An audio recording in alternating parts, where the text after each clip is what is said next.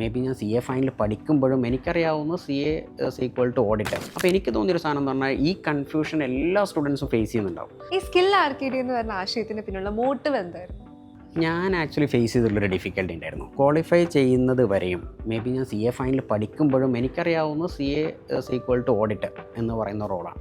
അപ്പോൾ അതിൽ തന്നെ മൾട്ടിപ്പിൾ ഓഡിറ്റ്സ് ഉണ്ടെന്ന് തിയറിയിലൊക്കെ നമ്മൾ പഠിച്ചു എന്നല്ലാതെ റിയൽ ലൈഫിൽ പ്രാക്ടീസ് ചെയ്യാൻ തുടങ്ങിയപ്പോഴാണ് ഇത്രയും വെറൈറ്റീസ് ഓഫ് ഓഡിറ്റുകളുണ്ട്. സ്റ്റാറ്റ്യൂട്ടറി കൺസൾട്ടേഷൻ വേറെയുണ്ട്, ബിസിനസ് കൺസൾട്ടൻസിയുടെ അകത്ത് ഗ്രോത്ത് സ്ട്രാറ്റജി എന്ന് പറഞ്ഞൊരു സെഗ്മെൻ്റ് ഉണ്ട്. അതിൽ തന്നെ നിങ്ങൾക്ക് മെർജേഴ്സ് അക്വസിഷനിൽ മാത്രം ഫോക്കസ് ചെയ്യാം, ഫ്രാഞ്ചൈസിയിൽ ഫോക്കസ് ചെയ്യാം, അല്ലെങ്കിൽ ഈ പറഞ്ഞ IPO അല്ലെങ്കിൽ ആ ഒരു ലെവലിലേക്ക് നമുക്ക് കൊണ്ടുപോകും. ഇങ്ങനെ ഒരു CAക്ക് എക്സ്പ്ലോർ ചെയ്യാൻ പറ്റുന്ന, ഇനി ടാക്സ് ഏരിയ വേറെയുണ്ട്, അങ്ങനെ എക്സ്പ്ലോർ ചെയ്യാൻ പറ്റുന്ന കുറേ ഏരിയാസ് ഫിനാൻഷ്യൽസിൽ, ടാക്സിൽ, ഓഡിറ്റിൽ എന്ന് പറഞ്ഞാൽ കുറേ ഏരിയാസ് ഉണ്ട്.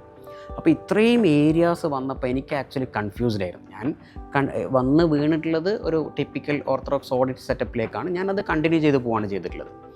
പിന്നെ ഒരു 2-3 ഇയേഴ്സ് കഴിഞ്ഞപ്പോഴാണ് ഒരു പോസ് എടുത്തിട്ട് ഐ വാസ് റീവർക്കിംഗ് ഏതാണ് എനിക്ക് ഏറ്റവും സ്യൂട്ടബിൾ ആയിട്ടുള്ളത്, ഏറ്റവും കൂടുതൽ ഗ്രോത്ത് ഓപ്പർച്യൂണിറ്റി ഉള്ളത് ഏതിലാണെന്ന് കണ്ടെത്തിയിട്ടാണ് ഞാൻ അതിനെ സെഗ്മെൻറ്റ് തിരിച്ചിട്ടുള്ളത്.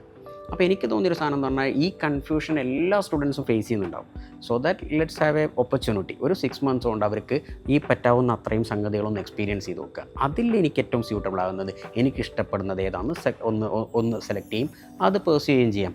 അപ്പം അവർക്ക് ടാക്സിൽ എക്സ്പീരിയൻസ് കിട്ടണം, അക്കൗണ്ട്സിൽ കിട്ടണം, ഓഡിറ്റിൽ കിട്ടണം, ഫൈനാൻസിൽ കിട്ടണം. നമുക്ക് പറ്റാവുന്ന ഏരിയാസിലൊക്കെ ഒന്ന് എക്സ്പീരിയൻസ് ചെയ്ത് നോക്കുക, എന്നിട്ട് പിക്ക് ചെയ്യാനുള്ള ഒരു അവസരം കൊടുക്കുക എന്നുള്ളതാണ് ബേസിക്കലി സ്കിൽ ആർക്കേഡ് നമ്മുടെ ഒരു ഐഡിയ എന്നുള്ളത്.